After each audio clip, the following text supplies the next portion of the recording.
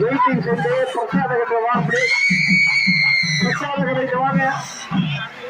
இந்த பக்தர்கள் கொஞ்சம் அனுப்பிடுங்க. அனுப்பிடு தம்பி, கேட்ல இருக்கிறவங்க கொஞ்சம் ப்ரெஷர் பண்ணுங்க.